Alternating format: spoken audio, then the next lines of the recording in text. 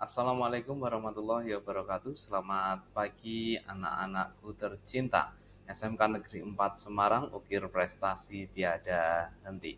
Alhamdulillah, semoga kita semua dalam keadaan sehat walafiat dan lindungan Allah untuk belajar kembali bersama tentang produk kreatif dan kewirausahaan. Kami ucapkan selamat terlebih dahulu bagi siswa-siswa yang telah berhasil naik ke tingkat berikutnya, kelas 3 tentunya. Kita lanjutkan untuk sesi pembelajaran kita di kelas 3, mengawali pembelajaran kalian tentang produk kreatif dan kewirausahaan. Kali ini kita akan belajar mengenai perencanaan produksi massal.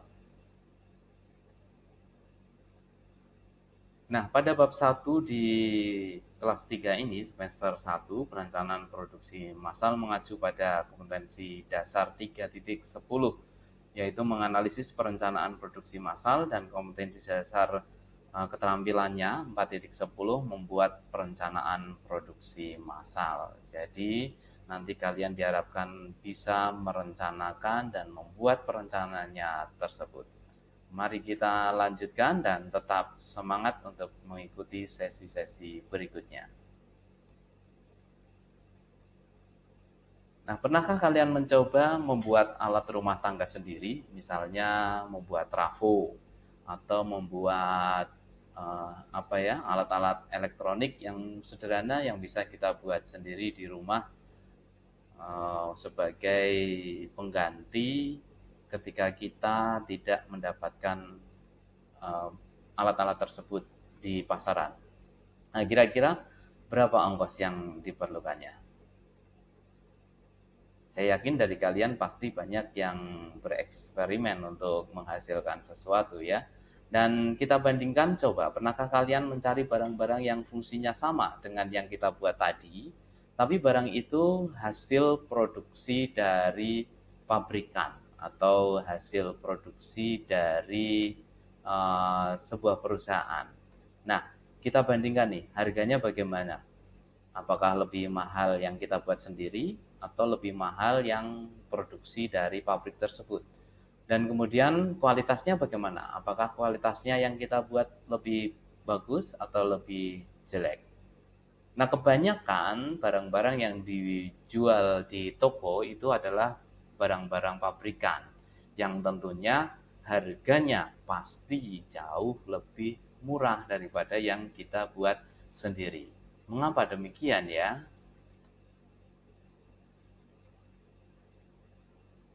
Sebenarnya kuncinya adalah di produksi massal. Mengapa barang-barang di toko itu lebih murah? Karena dia diproduksi dalam skala besar. Dan tentu produksi massal itu banyak memangkas biaya-biaya yang kita yang ditimbulkan oleh sebuah proses produksi ketika kita memproduksi satu per satu atau produksi handmade barangkali ya.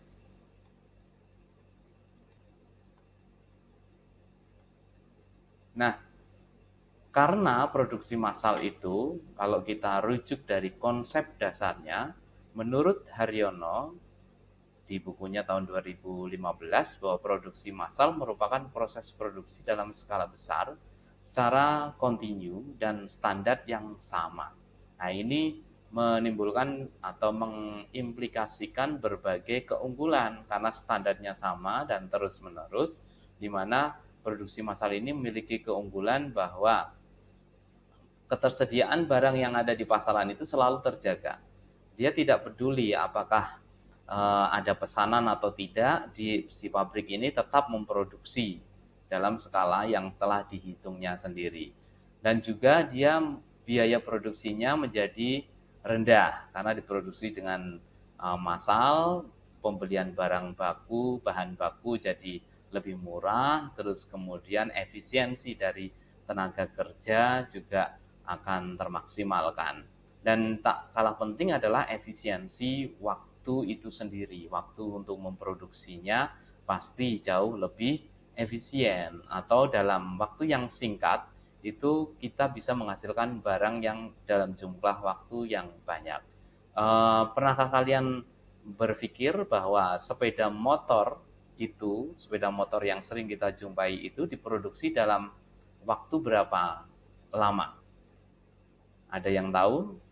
Nah, kami informasikan bahwa sepeda motor itu untuk menghasilkan sebuah sepeda motor itu hanya dibutuhkan waktu dalam hitungan detik.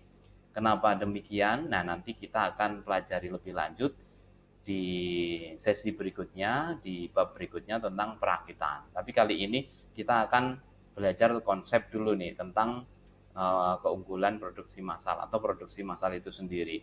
Yang keunggulan berikutnya bahwa keakuratannya tinggi karena produksi massal ini orang per orang itu memproduksi pada bagian-bagiannya sendiri. Dia tidak memproduksi satu barang sekaligus jadi, itu tidak.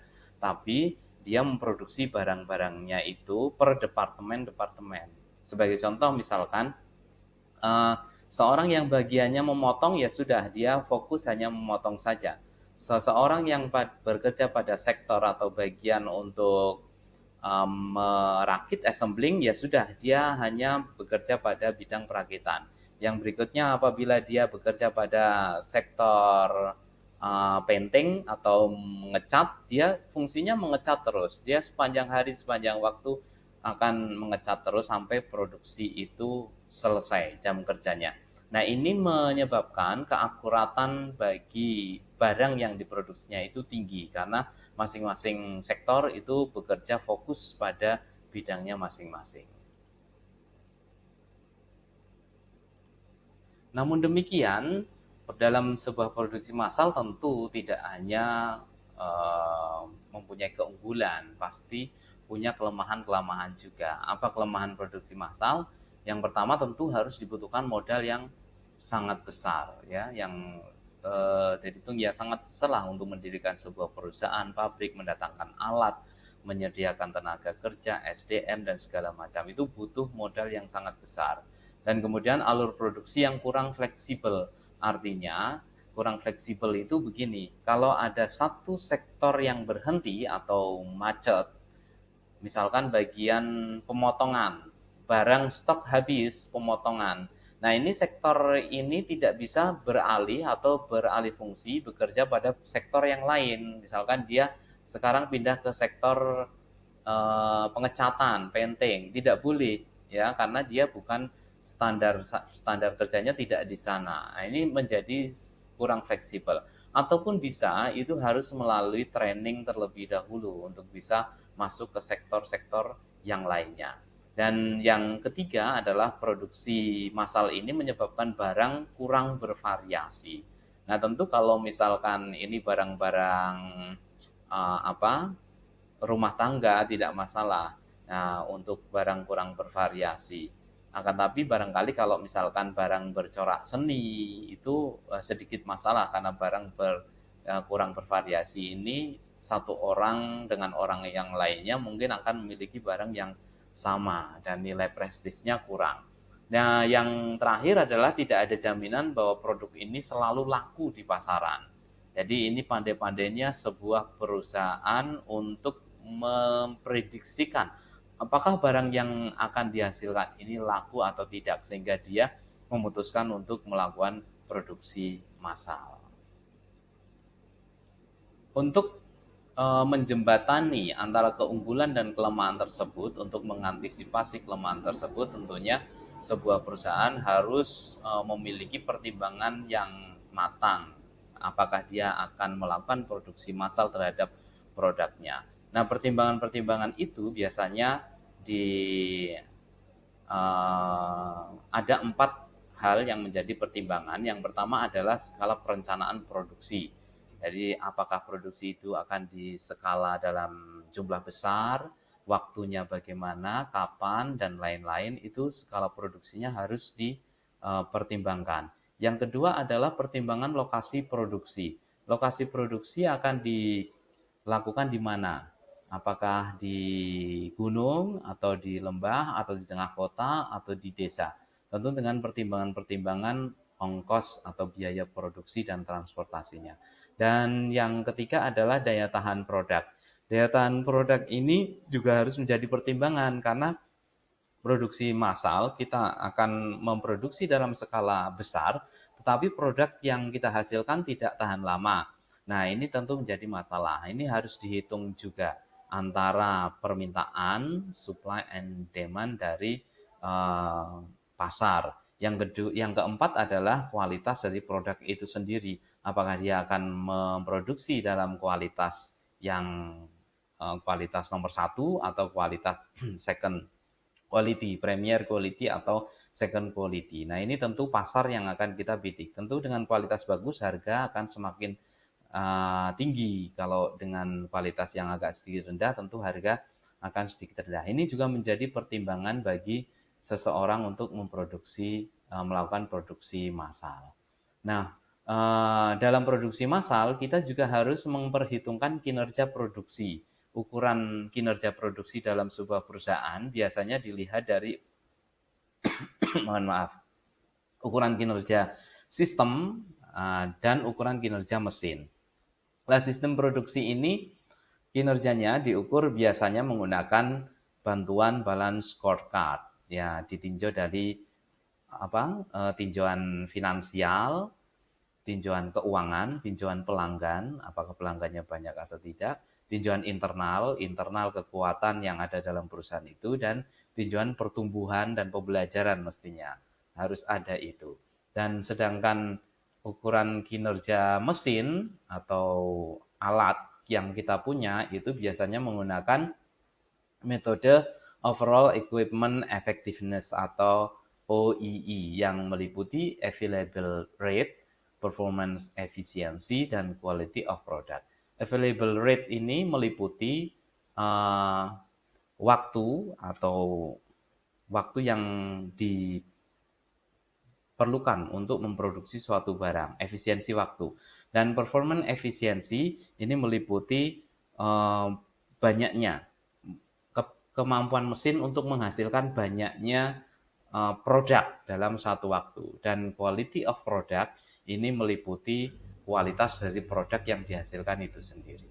Nah, itu biasanya ukuran-ukuran kinerja yang dipakai untuk mengetahui apakah performan sebuah produksi massal itu bagus atau tidak. Nah, anak-anakku, untuk mengakhiri pembelajaran ini, tentunya supaya pembelajaran ini lebih bermakna, tidak hanya dari saya yang berbagi ilmu, kalian ada tugas nih. Carilah literatur tentang metode Overall Equipment Effectiveness atau OEE yang meliputi Available Rate, Performance Efficiency, Quality of Product. Bagaimana cara mengetahui sebuah mesin dalam kondisi bagus untuk melaksanakan produksi massal?